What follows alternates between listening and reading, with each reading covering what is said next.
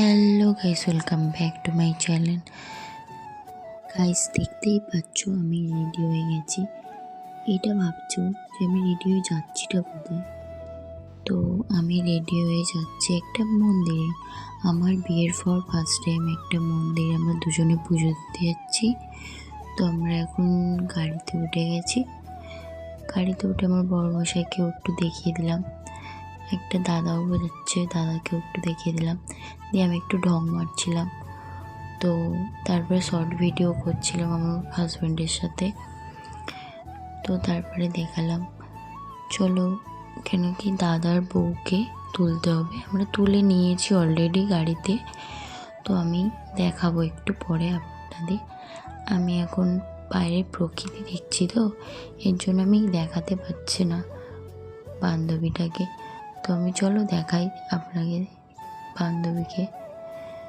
দেখলে বান্ধবীও গান শুনতে শুনতে মিউজিক তালে তালে যাচ্ছে, কিন্তু আমিও গানের মজাটা নিচ্ছিলাম। তো চলো যাওয়া যাক। আমরা কোথায় যাচ্ছি গেস করতে থাকো, ওকে? চলো যাওয়া যাক।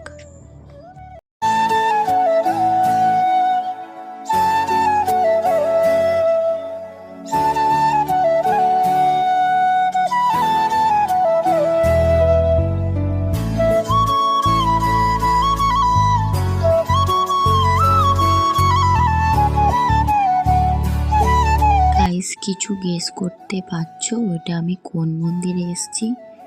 সেই বিখ্যাত মন্দির শিয়ালদা থেকে 10 মিনিট।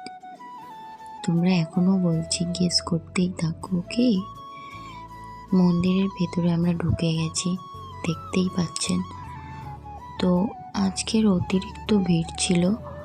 আমরা যে লাইনেই দেখছি লাইনের শেষই দেখতে পাচ্ছিলাম না। তো অনেক কষ্ট করে একটা লাইনের শেষ দেখতে পেয়েছিলাম। তারপরে আমি ঢুকে গেছিলাম মন্দিরে। গিয়ে বলছিলাম, আমি কি বলছিলাম সেটাই ভাবছো।